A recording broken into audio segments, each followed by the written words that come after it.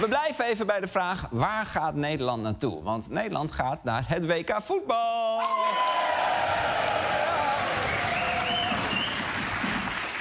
Waarschijnlijk. Gisteren won Oranje van Finland, waardoor we nu bijna zeker zijn van het WK volgend jaar. Nou, Ronald Koeman is daar blij mee. Hier, er zit soms heel veel voetbal in het Nederlands elftal. Ja. En ik moet zeggen, dat viel mij ook al op. Ja. Als ik naar de uitzendingen van het Nederlands elftal kijk, dan is het heel veel voetbal. Bijna nooit een reportage over de woningmarkt of zo. Maar ja, is het Nederlands elftal eigenlijk wel klaar voor het WK? Speelden we een beetje goed? Dat ga ik vragen aan iemand van onze sportredactie. En zo te zien is dat deze keer Diederik Smit. Goedenavond. Goedenavond. Ja, Diederik. Vraag. Oranje gaat dus waarschijnlijk naar het WK. Wat denk jij? Maken we een beetje kans op die wereldtitel? Nou, als ze spelen zoals ze nu spelen, dan is de kans dat Nederland wereldkampioen wordt kleiner dan de kans dat Eddy van Heijem premier wordt van een kabinet met NSC, Volt en Forum. Met een blinde Jack Russell als minister van Financiën en een theezakje op sociale zaken en werkgelegenheid. Oké, we hebben een beeld. Je vond het niet goed? Nee, de eerste helft tegen Finland, dat was nog wel aardig, maar verder was het niet best. Interlandperiode begon ook rommelig met het paspoort van Memphis Depay. Die voetbalt in Brazilië, maar hij kwam daar niet weg, want paspoort Memphis Depay gestolen.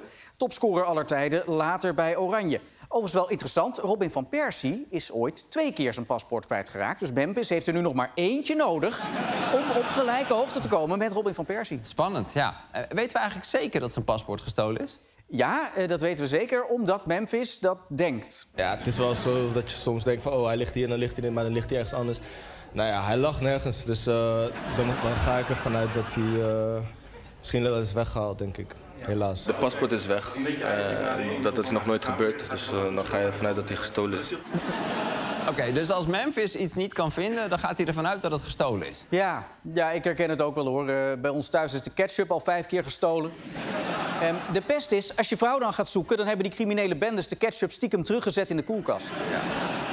Ja, zo zijn ze, hè, Diederik? Zo zijn ze, ja. Maar goed, Memphis zat daar dus in Brazilië zonder paspoort, dus voor hem was het wel even stressen. Je wilt niet te laat komen bij Nederlands elftal, dus daar binnen wel een soort stress en een gevoel bij dat wat niet lekker zit. Maar, En je kunt niet even heel snel bellen met Nederland, want dat is een andere tijdzone. Dat heb je wel gedaan.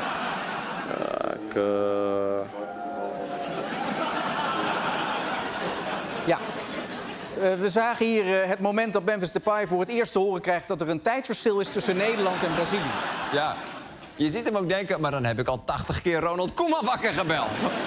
Arme jongen. Nou goed, uiteindelijk is het gelukt. Hij kon die donderdag meedoen tegen Malta. En die wedstrijd wonnen we met 4-0. Oké, 4-0 winnen. Klinkt op zich goed. Ja, maar je moet bedenken, Malta is de nummer 166 van de wereld. Een land met ongeveer 23 inwoners. Een kwart van de bevolking is totaal uit vorm. En tegen dat land had Oranje het gewoon lastig. Ik zat te kijken, hier, dit was in de 2e minuut. Van Dijk's eerste verdedigende arbeid. Geen punt. En dat liefst meteen vooruit, maar dat kan niet. Oh, Verbrugge. En daar een kans voor Malta. Ja, wiens fout is dit nou? Ja, mijn fout, dat ik toch weer ga kijken. En uiteindelijk winnen ze dan nog met 4-0. Maar het was wel heel zwak en slaapverwekkend voetbal. Om een beeld te geven, dit zei Van Dijk na afloop van die 4-0 tegen Malta. De omstandigheden waren ook lastig.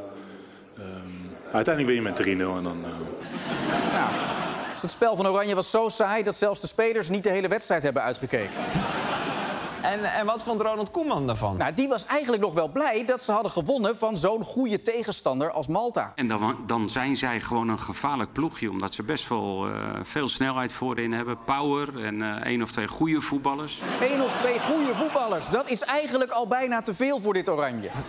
Maar gisteren dus wel 4-0 gewonnen ook van Finland. Jawel, maar de tweede helft was toen ook weer heel matig en saai. Het publiek deed op een gegeven moment de wave. Dat is natuurlijk altijd verschrikkelijk en ook gewoon in strijd met het internationaal recht. Er was eigenlijk maar 1 moment dat je echt even op het puntje van je stoel ging zitten bij dit Oranje. En dat was op de training. Een actie van Jeremy Frimpong. Hier.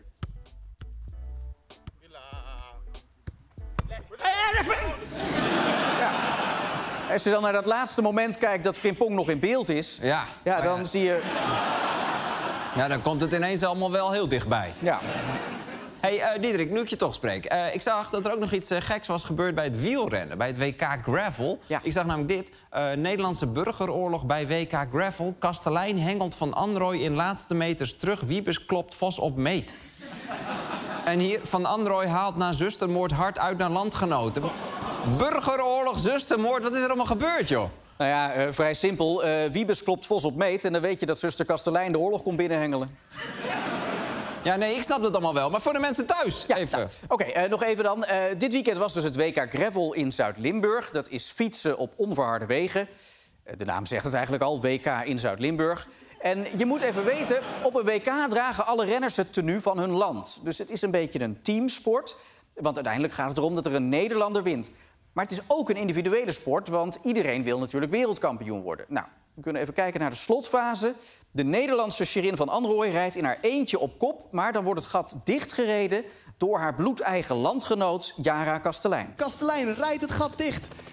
Van Anrooy, het lijkt voorbij voor de Zeeuwse renster. Lorena Wiebes is wereldkampioen. En hier komt Van Anrooy over de streep. Dus dit was die burgeroorlog. Ja, en dus die zustermoord. Want Van Anrooy werd teruggehaald door haar teamgenoot. En dat is in wielrennen echt not done. Alsof Thomas Akda heel hard boe gaat roepen als Paul de Munnik het podium opkomt. En Van Anrooy die was anders wereldkampioen geworden. Dus die was er echt kapot van. Nou ja, het is duidelijk eigenlijk, denk ik, gewoon dat als er eentje op kop rijdt die zeker weten wereldkampioen wordt, dat je die gewoon kan laten rijden als het hetzelfde land is. Maar dat Yara Kastelein hier de laatste snog geeft, volgens mij sliep je zelfs bij haar op de kamer. Ja, we waren roomies. Ja. Niks over te zeggen. Niks over te zeggen. Dit is een roman. Ja. Dit is Shakespeare, dit is Othello, dit is Hamlet in de Chasse Patat. Maar goed, na afloop ging het dus niet over de winnaar, maar over de verliezer. Dit is de reactie van de bondscoach. En je moet even weten, dat is Laurens ten Dam. Ja, je hebt een kampioen, dat was het allemaal om te doen. Ja. Maar het gesprek gaat niet echt over de kampioen, maar over de manier waarop het tot stand kwam. Hè. Van Anrooy leek het te gaan winnen en werd dan... Ja, dat gat werd dichtgereden uiteindelijk door Yara Kastelein. Ja, hoe heb jij dat bekeken? Nou ja, hier op de Finestraat op mijn telefoontje. Ja. En dit ging zo heel lang door. Maar hoe kijk je daar dan naar? Ja, met 4G. Ja. Waarom stak hij eigenlijk zijn tong uit? Ja, dat is gewoon zijn luistergezicht. Maar over de manier waarop het tot stand kwam, hè. Van Anrooy leek het te gaan winnen. Waarom gebeurt zoiets? Zij zegt van, ik ben altijd teamplayer geweest. Hè. Ook op de laatste 2 kampioenschappen heeft ze zich volledig voor het team ingezet. Ze zegt, dan lig ik in de winnende positie en dan rijden mijn maatjes het gat dicht. Ja, ze moest echt op de tong bijten, of het woordje belangen misschien wel, hè. Op welke manier dan ook. Ja, dan ga je nu maar even proberen. Daar moeten we misschien met z'n allen dan aan gaan wennen. Ja, moeten we aan wennen. Nee, hier moeten we nooit aan gaan wennen. Ja. Dit is geen normaal luistergezicht. Het is gezegd. Wat een krankzinnig WK en dankjewel, Diederik.